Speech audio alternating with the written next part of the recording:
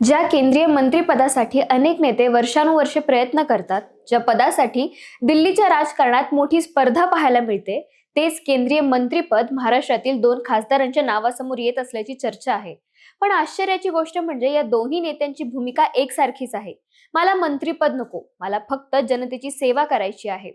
होय, एकीकडे आहेत मुख्यमंत्री नाही तर आता उपमुख्यमंत्री असलेल्या एकनाथ शिंदेचे सुपुत्र आणि कल्याणचे खासदार डॉक्टर श्रीकांत शिंदे, आणि दुसरीकडे आहेत धाराशिवचे खासदार ओमराजे निंबाळकर. पण प्रश्न असा आहे की खरंच हे दोन्ही नेते केंद्रीय मंत्रिपदाची संधी नाकारतील का, की राजकारणातील ही एक वेगळी रणनीती आहे?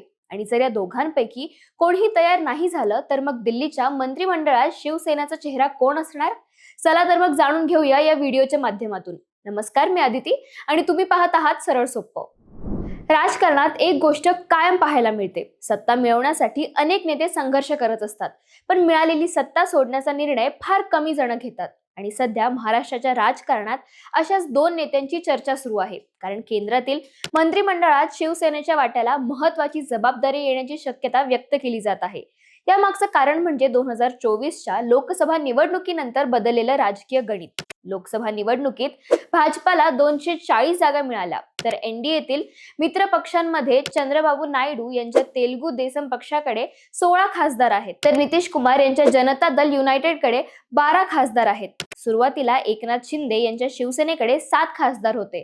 मात्र नंतरच्या राजकीय घडामोडींमध्ये शिवसेना उभाठा गटातील काही खासदार शिंदे गटात सहभागी झाल्याने शिवसेनेचं संख्याबळ वाढलं.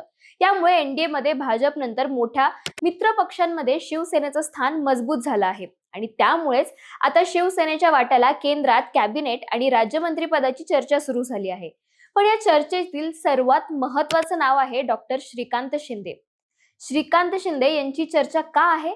तर कल्याणचे खासदार डॉक्टर श्रीकांत शिंदे हे गेल्या काही वर्षांपासून महाराष्ट्राच्या राजकारणातील एक चर्चेचा चेहरा आहेत. खासदार म्हणून त्यांची सक्रियता, दिल्लीतील उपस्थिती आणि मतदारसंघातील कामामुळे त्यांनी वेगळी ओळख निर्माण केली आहे.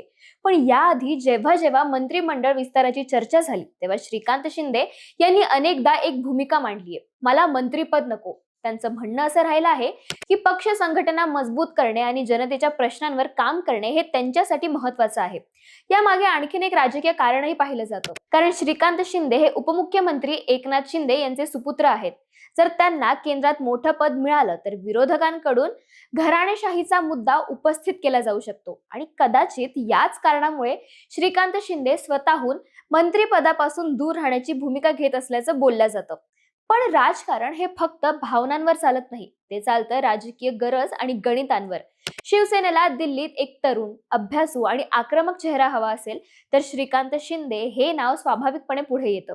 आता प्रश्न असा आहे की श्रीकांत शिंदे खरंच ही मोठी संधी नाकारतील का, की पक्षाचा आदेश आणि मोठी जबाबदारी स्वीकारून ते दिल्लीच्या राजकारणात नवी भूमिका घेतील? याचं उत्तर येणाऱ्या काळात स्पष्ट होईलच. पण श्रीकांत शिंदे हे एकमेव नाव नाहीये, कारण या मंत्रिपदाच्या चर्चेत आणखीन एका खासदाराचं नाव जोरदारपणे समोर येत आहे, आणि ते नाव आहे धाराशिवचे खासदार ओमराजे निंबाळकर.